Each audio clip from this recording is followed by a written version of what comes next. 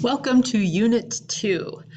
This is where we get into the fun stuff. This is why I love teaching zoology. So the rest of the stuff was just review of chemistry and biology. And here we go. This should be some new stuff for you. So I want to start out by doing this really important, I think, presentation today. It might be 10 minutes, but it's really important for you, I think, to understand where I'm coming from when I'm teaching in the classroom and how I'm not trying to sway you in any way to believe a certain way. So I'm going to give you the facts that we know about animals and the changes we've seen in animals. But that's got to plug in here. You'll understand when we get through this. So I want to start by telling you that when I was a sophomore, I moved from a small town in Arkansas. We had one stop sign in the whole town. And then I moved to Fort Lauderdale, Florida. And that was a big change for me. But I was a 10th grader, and in my science class, for the first time ever, I heard the word evolution.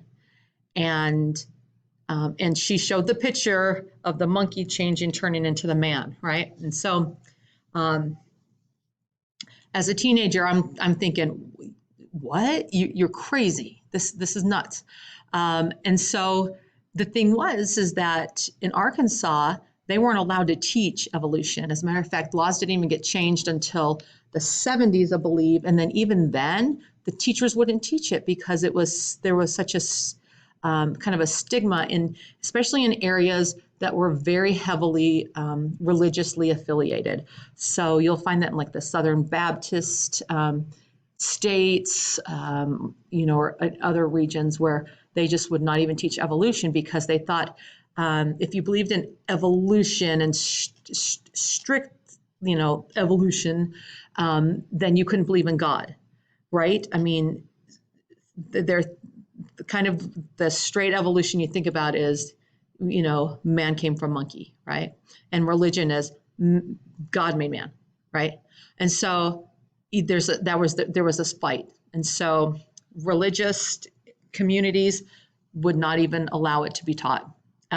But since then, religious institutions have realized that there is definite facts behind some of the processes of evolution, okay? So even BYU and the United Methodist churches, the Baptist churches, Buddhism, Judaism, all those, they teach evolution and have beliefs about it. So I have access to all that. If you want some information on it, I can give you. I've got BYU's entire PowerPoint presentation and lesson on evolution. So I will gladly send that to you or your parents if there's any questions. So definitely I want you to think about things on your own and talk to your parents if you have questions. Find out from them. What do you think? And have a good discussion on this. So the thing with science and religion too is science teaches the how and when, and religion tries to answer the why and who. Okay, so they really complement each other. They can really fit hand in hand with each other. Okay. So let's talk about real quick the Utah State Board of Education's statement on evolution. You can find that on this link with this discussion, okay? And how we're going to do this is we're going to have you just highlight certain things that stand out to you in this as I read it, and then you'll just go ahead and you can take a picture of it and show me your highlighted stuff, but you could, or I'll let you just do a quick paragraph of summarizing. Just send me a quick paragraph of summarizing kind of what I said, what you got out of it, so I can understand too that you understand where I'm coming from. Okay, so the second paragraph, science is a way of knowing. Science is a distinctive way of understanding the natural world. Science seeks to increase our understanding through empirical evidence. As a way of knowing, science assumes that anything that can be observed and measured is amenable to scientific investigation. By the very nature of scientific inquiry, there are infinite possibilities for further refinement of current knowledge and understanding. So science is just it's ongoing. We are always constantly questioning what's happening, which we should. Understanding may be derived from sources and perspectives other than science, such as historical and logical analysis, art, religion, and philosophy. These sources rely upon other ways of knowing, such as emotion and faith. While these ways of understanding are creating meaning, while these ways of understanding and creating meaning are important to individuals and society, they are not amenable to the scientific investigation and thus not appropriate for inclusion in the science curriculum. Okay, so I can teach you the processes of evolution, but I can't teach you anything from a religious aspect that would tell you that there was a supreme being that made all this, okay? So we can't even talk about other options in the classroom. Okay, good. I've never resumed. Marshall walked in. Okay, so it says, since progress in the modern world is tied so closely to this way of knowing, scientific literacy is essential for a society to be completely engaged in a global economy. So, it's important for us to understand the different processes of evolution and the facts that we do know about animals changing and things. Okay, but one thing to remember is we do not know all the facts. We don't have all the gaps filled in. Okay, and in class we'll talk a little bit more here and there about things, but we cannot go back in history and see how the world was created. We can't go back and see how the first man was created. We don't, okay? But we have indications and things that can tell us how things have changed. I mean, we know we share DNA with other animals, right? I mean, there's so many things that are so similar, and there's only a couple of things are tweaked that get us, this complicated being that can think and do amazing things. So I want you to keep that in mind. So when I'm teaching, some of the scientists and some of the videos that I'll show, sometimes they'll say like, so your cousin, the sloth or something, right? Just keep in mind, just remember, yeah, we do share DNA with them, okay? We share DNA with a potato, okay? So pretty crazy stuff, how there's just so many slight differences that make us completely different, right? So keep that in mind. And one thing I want you to think about too is when you get to college and you've got a professor who is some left wing that just says this is how it is and we know it, right? No, we don't know. We don't know it all. Okay, we don't know how to fill in all the little gaps. So you figure out for yourself what your belief is there. Okay, here in the classroom, if ever that happens on a video that I show in class 2, I will always say, remember, take it with a grain of salt. We don't know all the answers. Okay, so going on, evolution is a unifying concept.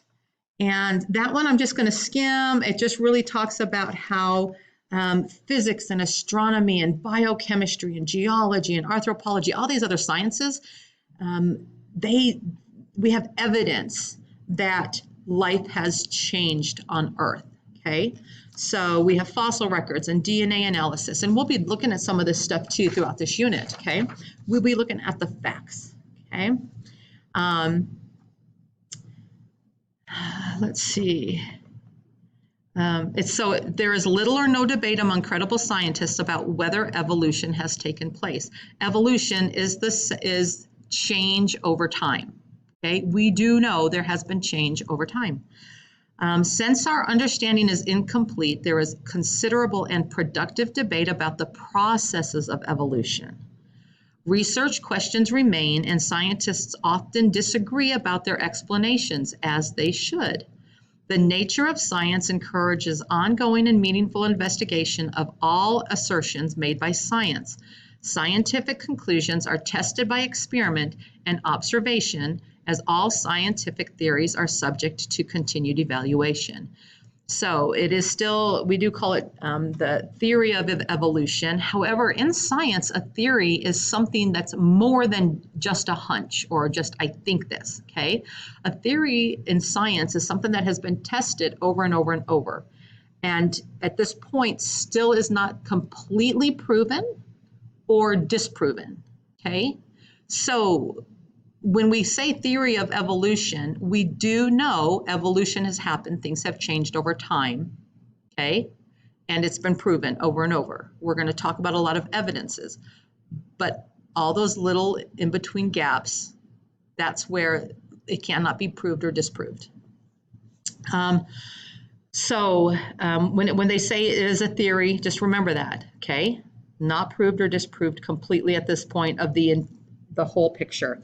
And then when we're talking about evolution too, we are talking that when you come to the primates, it is such a small part of what in this classroom we even deal with.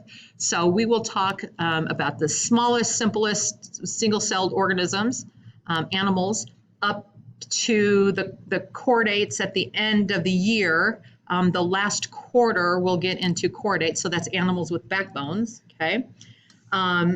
And so, yeah, we build from the bottom. It's the simplest animals, and then we show how things change so that you can get a digestive system, and then a nervous system, and all these other systems that finally, when you get to chordates and mammals and man, we have this amazing animal, right? Us. So. That is it. Again, you can either just show me a picture that you highlighted or underlined, or send me a quick little paragraph that says, kind of sums up what I talked about. So I'll just say this straight out right now, that there are many scientists who, great scientists who still believe in God and who have throughout the years, okay? Old scientists that are dead. So don't think you can't believe in science and not believe in God, or vice versa, okay? You can make it work. So I believe in a God, and I believe that something helped put this stuff together. I can't teach all about my beliefs or anything, but I can say straight out, that's what I believe. And so you know where I'm coming from when you're watching some of our lessons and our things here, okay? If you've got any questions, go ahead and send me a call. But talk to your parents, and I will gladly share any of my PowerPoints and information that I've got from any of the religious institutions that are now teaching about evolution. So this is going to be a great journey, you guys. It's going to be an amazing year, and this unit is really fun. So tune in next time. Love you. Bye. Hey, since you don't get to see me in class, this is the mask I wear sometimes. And some of the kids really freak out by it, but we have fun. So we're still going to have fun in here, okay? So believe it.